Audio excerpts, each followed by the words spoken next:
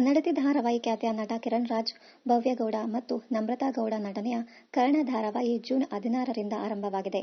ನಮ್ರತಾ ಗೌಡ ವರ್ಷಗಳ ಬ್ರೇಕ್ನ ನಂತರ ಈ ಧಾರಾವಾಹಿ ಮೂಲಕ ಮತ್ತೆ ನಟನೆಗೆ ಕಮ್ಬ್ಯಾಕ್ ಮಾಡಿದ್ದಾರೆ.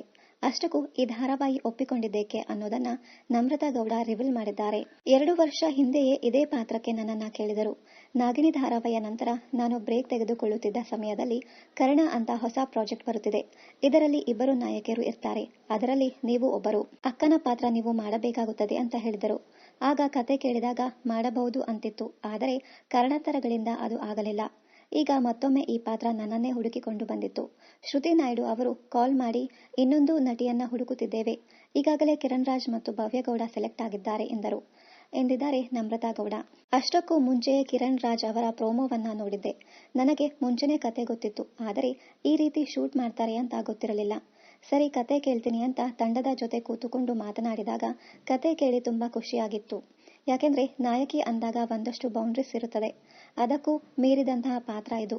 ನಿತ್ಯ ಪಾತ್ರಕ್ಕೆ ತುಂಬಾ ಶೇಡ್ಗಳಿವೆ. ಇದೇ ಕಾರಣಕ್ಕೆ ಪ್ರೋಮೋ ಇನ್ನೂ ಕೂಡ ರಿವೀಲ್ ಮಾಡಿಲ್ಲ. ನಿಧಿ ತುಂಬಾ ಬಬ್ಲಿ ಮತ್ತು ಮುಗ್ಧ ಹುಡುಗಿಯಾಗಿದ್ದರೆ ನಿತ್ಯ ತುಂಬಾ ಪ್ರಾಕ್ಟಿಕಲ್ ಮತ್ತು ಸ್ಟ್ರಾಂಗ್ ಆಗಿರ್ತಾಳೆ ಎಂದು ಇತ್ತೀಚೆಗೆ ನೀಡಿದ ಸಂದರ್ಶನದಲ್ಲಿ ನಮ್ರತಾ ಗೌಡ ಹೇಳಿದ್ದಾರೆ. 3 ವರ್ಷದ ಬ್ರೇಕ್ನ ಬಳಿಕ ವಾಪಸ್ ಆ ದಿನಚರಿ ಸೆಟ್ ಆಗೋದು ಸ್ವಲ್ಪ ಕಷ್ಟ ಆಗುತ್ತದೆ. ಸೆಟ್ಗೆ ಹೋಗಿ ಸೀನ್ಗಳನ್ನ ಮಾಡೋಕೆ ಶುರು ಮಾಡಿದ ಮೇಲೆ ಸುಲಭ ಆಗುತ್ತದೆ. ರಮೇಶ್ ಇಂದಿರಾ ಸರ್ ಅವರ ಡೈರೆಕ್ಷನ್ನಲ್ಲಿ ತುಂಬಾ ಕಲಿಯಲು ಸಿಗುತ್ತದೆ. ಜೀ ಕನ್ನಡ ಯಾವುದಕ್ಕೂ ಕಾಂಪ್ರಮೈಸ್ ಆಗುವುದಿಲ್ಲ. ಯಾವ ಸಿನಿಮಾಗಳಿಗೂ ಅವರ ಧಾರಾವಾಹಿಗಳು ಕಮ್ಮಿ ಇರಲ್ಲ. ಈ ಧಾರಾವಾಹಿಯ ಭಾಗವಾಗಿರುವುದಕ್ಕೆ ನಾನು ತುಂಬಾ ಲಕ್ಕಿ.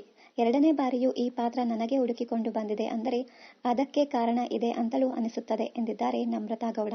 ನನ್ನ ಮತ್ತು ಕಿರಣ್ ರಾಜ್ ಅವರ ಕಾಂಬಿನೇಷನ್ ಹೇಗೆ ಬರುತ್ತೆ ಮತ್ತು ಹೇಗೆ ಇರುತ್ತೆ ಅನ್ನೋದು ನನಗೂ ಕೂಡ ಗೊತ್ತಿಲ್ಲ. ಸೀರಿಯಲ್ ನೋಡಿದ್ಮೇಲೆ ವೀಕ್ಷಕರೇ ಹೇಳಬೇಕು ನಿತ್ಯ ಅಂದ್ರೆ ಏನು, ನಿಧಿ ಅಂದ್ರೆ ಏನು ಅನ್ನೋದು ಮುಂದಿನ ದಿನಗಳಲ್ಲಿ ಪ್ರೇಕ್ಷಕರೇ ನಿರ್ಧಾರ ಮಾಡುತ್ತಾರೆ ಎಂದಿದ್ದಾರೆ ನಮ್ರತಾ ಗೌಡ. ಇನ್ನಷ್ಟು ಕನ್ನಡ ಧಾರಾವಾಹಿ, ಸಿನಿಮಾ ಹಾಗೂ ಇನ್ನಿತರ ನ್ಯೂಸ್ ಅಪ್ಡೇಟ್ಸ್ಗಾಗಿ ಚಾನಲ್ ಅನ್ನ ಸಬ್ಸ್ಕ್ರೈಬ್ ಮಾಡಿ. Thank you.